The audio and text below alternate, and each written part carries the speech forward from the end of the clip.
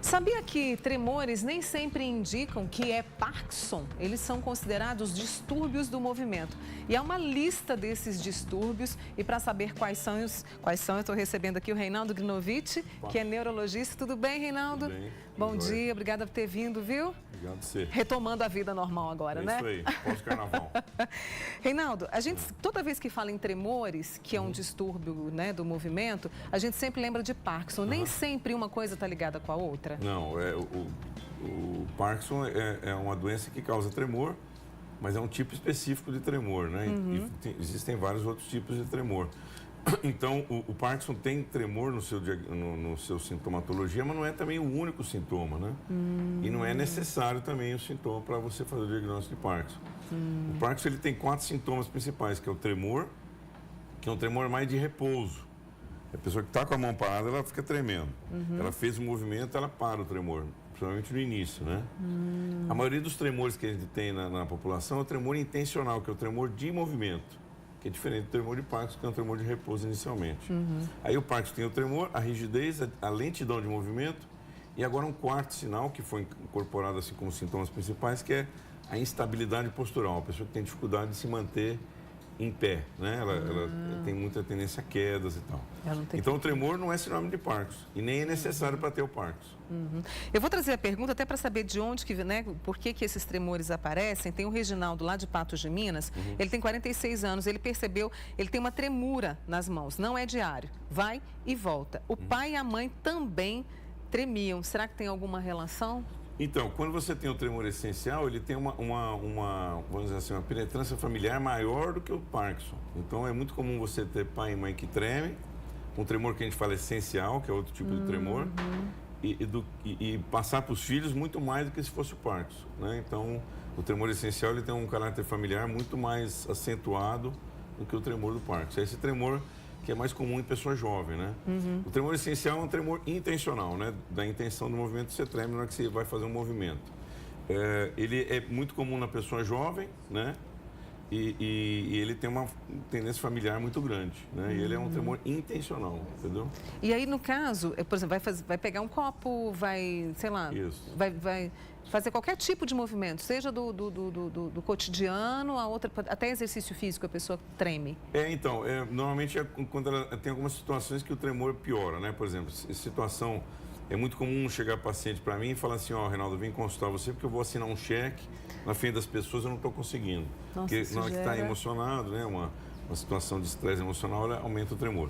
O cansaço físico aumenta o tremor, né? Então você está muito cansado, você aumenta o tremor. A falta de sono, você dormiu pouco, você aumenta a chance de ter tremor. A pessoa que tem tremor essencial não pode ficar em jejum, porque o jejum aumenta o tremor também, né? Então, essas situações que aumentam o tremor. Agora, atividade física, por exemplo, você fez muito exercício físico, logo após, se você fez um exercício físico muito extenuante, você pode aumentar. Mais atividade física programada, bem feita, né? E ao longo do tempo, ela melhora o tremor. Quem tem tremor essencial, quem tem tremor de Parkinson e faz atividade física regular, melhora os sintomas, né? A gente sempre fala bem da atividade física, mas é porque é verdade. Tá vendo? Né? Melhora bastante. E existe algum outro tipo de tratamento? Porque eu imagino que para essas pessoas seja muito difícil. Imagina, você vai fazer alguma coisa, fica tremendo a pessoa... Então, o tremor, Mônica, tem um tratamento quando ele é muito exagerado, né? Que atrapalha na atividade diária. Mas o tremor é uma coisa interessante, principalmente pessoa jovem. Muitas vezes o nosso tratamento, por incrível que pareça, é mais social do que médico. Vou dar um exemplo. Chegou um paciente há uns anos atrás que ela tinha acabado de formar em odontologia. E ela fez o curso todo dela de odonto, com o tremor dela lá, essencial, né? Uma pessoa jovem. E não atrapalhou ela em absolutamente nada. Ela tinha ótimas notas, muito bem conceituada entre os professores e tal. Mas por que ela resolveu tratar? Porque ela abriu um consultório. Então você imagina você chegar no dentista, que vai te atender e começa a tremer. Você acha que ele está nervoso, que ele não tem segurança para fazer o tratamento. Então ela falou, Reinaldo, eu quero tratar para mim poder fazer o meu consultório, né? Então existe essa questão social, né? Por exemplo, o tremor às vezes atrapalha, dependendo da questão profissional, por exemplo, né? Muitos anos atrás, quando eu estava começando o meu consultório, veio um paciente me tratar porque ele era restaurador de obra de arte. Nossa, não conheço. Então ele é detalhe do detalhe, ele não pode tremer nada, né? Então aí você trata. Mas a boa notícia é que tem tratamento para o tremor, né? Não é uma coisa assim, não é um tratamento muito fácil, mas você consegue, se não sanar ele completamente, melhorar muito para a pessoa ter qualidade de vida boa. Né? E poder trabalhar, fazer ele. Então, e esse tratamento é o quê? É medicamentoso? Medicamento, como eu te falei, atividade física, tem alguns exercícios específicos, mas basicamente é medicamentoso com um resultado bom. Até aqui para o Evandro, ele falou que o pai tem esse tremor, não consegue nem segurar um copo. E o tio e o irmão dele também tem o problema e tem tratamento. Ele está perguntando se é hereditário e né? Como você disse para a gente. Às vezes tem um componente hereditário bem forte. Uma coisa importante de lembrar, é bom a gente falar aqui no teu programa, é que o tremor essencial, principalmente, ele melhora com o uso de álcool, né? Então a pessoa fala, não, eu vou tomar uma bebida para melhorar. E realmente ele melhora. Só que você não... Quem tem tremor essencial é justamente o contrário. Ele tem que evitar o uso de álcool, porque vai melhorar naquele momento, mas o que acontece? O álcool ele tem a meia-vida curta, né? A ação dele no cérebro é pouco tempo. Então você vai criar uma dependência do álcool. Então existem casos, né? Não é muito comum, mas existem casos de pessoas que têm tremor essencial, que fazem uso de álcool para melhorar e acabam se tornando alcoólatras, né? Então o uso do álcool, ele melhora naquele momento que você toma, mas ao longo do tempo ele vai piorar o seu tremor. Então a pessoa que tem tremor essencial, ela tem que ter mais parcimônia ainda para usar álcool, bebidas alcoólicas, né? Do que quem não tem. Esse é o Reinaldo Grinovitch, neurologista, que continua conosco e deixa de dizer que você pode participar com a gente, como fez o Reginaldo, o Evandro, pelo 99897.000. A gente está falando do tremor essencial e tem outros distúrbios de movimento, né? Que a gente vai falar no próximo bloco, combinado? Combinado. Reinaldo Grinovitch continua com a gente aqui, tá? Pode mandar sua pergunta. Estamos de volta com você ao vivo nesse 6 de março e hoje falando sobre distúrbios de movimento. Eu estou aqui com o neurologista Reinaldo Grinovitch, a gente falou sobre tremores. E chegou mais uma pergunta, Reinaldo, antes da gente passar para o próximo da lista, né, de distúrbios, a Leila Rezende. Ela faz uso de algumas medicações, ela não disse quais, mas ela disse que sente tremor nas pernas. Pode acontecer isso? Então, com algum tipo de medicação? O tremor pode ser causado por efeito colateral de algumas medicações, sim, sabe? Alguns, por exemplo, para dar uns exemplos, né, medicamentos antidepressivos podem causar tremor, alguns remédios para o coração mesmo podem causar tremor. Então, existem alguns medicamentos que podem dar como efeito colateral o tremor. Né? Tem uma mãe preocupada, a Alice de Berlândia. Ela tem um filho de 27 anos, ele treme, mas só a mão direita. É comum tremer uma só? Então, por exemplo, no Parkinson, é comum você iniciar o tremor só de um lado, né? Aliás, a maioria dos pacientes começam a ter sintomas da doença de Parkinson ainda são unilaterais, depois passa a ser bilateral, né? E o tremor essencial também pode ter a predominância de um lado do que o outro, isso é muito comum que a gente vê, sabe? Então é procurar, assim, né, um especialista para poder verificar então, direitinho. Porque existe uma tendência, assim, da população que achar que Parkinson é uma doença só de idoso, né? Tudo bem, ele é muito mais frequente na pessoa idosa, mas ele pode acontecer na pessoa jovem também. Há uns meses atrás, fiz um diagnóstico de um rapaz de 18 anos de idade. Nossa, e por que isso? Não tem uma explicação? Tem uma doença, né? Sem causa, uma doença degenerativa, né? Ainda sem causa conhecida. Provavelmente uma base genética, né? E algum fator durante a vida desencadeia. Mas quanto mais jovem, pior a progressão, né? Porque você tem mais tempo para a doença evoluir, né? Exatamente. Tem um amigo nosso aqui, olha, não sei se tem a ver, Mônica, mas o meu lábio fica repuxando, tipo fisgada e tremendo. Tem a ver também com algum distúrbio? Não tem a ver com distúrbio do movimento? Não, isso deve ser outro tipo de problema muscular ou metabólico, mas não... Não tem a ver? Não, distúrbio do movimento, só a boca não. Tá, a gente... Tirando essa dúvida. Na lista desses distúrbios de movimento, eu vi aqui a distonia que fala. Isso. A distonia, como é que ela é? Ela também é um tremor ou não? É outra coisa? Não, a distonia é um distúrbio do movimento agudo, assim, sem propósito, né? Então, você faz esse tipo de movimento, assim, distônico, sabe? Você tem uma torção, normalmente, movimento de torção do membro, sabe? Distonia é isso. Então, distonia, a maioria das causas de distonia que a gente tem são... distonia por abuso de medicamento, né? Ou por excesso de medicamento. Principalmente esses medicamentos neurolépticos, né? Que são os medicamentos para tratar distúrbio psiquiátrico, né? Haloperidol, esses medicamentos mais antigos, eles dão muita distonia. Existem distonias que a gente chama de distonia focal. Por exemplo, uma doença que chama cãibra do escrivão. É aquela pessoa que vai escrever e ela tem uma cãibra durante a escrita só. Só durante a escrita. Eu tinha um paciente que era pianista, tocava piano perfeitamente, só tinha problema na hora de escrever. Aí dá uma cãibra do escrivão.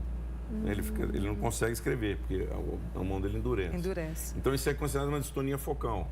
Outra distonia focal, que a gente chama blefaroespasmo, aquela pessoa que está, de repente ela fecha o olho e não consegue abrir o olho, né? Então existem as distonias focais e essas distonias de movimentos maiores, que são, na maioria das vezes, induzidas por drogas, outras doenças que provocam, né? Existem as coreias, né, que são aqueles movimentos mais exagerados, né, sem propósito. É involuntário, não é a pessoa, é fora de controle. As distonias e as coreias, né? E existe uma outra que chama balismo, que é um movimento normalmente da raiz do membro, que é um movimento bem brusco e bem forte, como se fosse uma bala, né? E a pessoa dá um salto assim bem forte.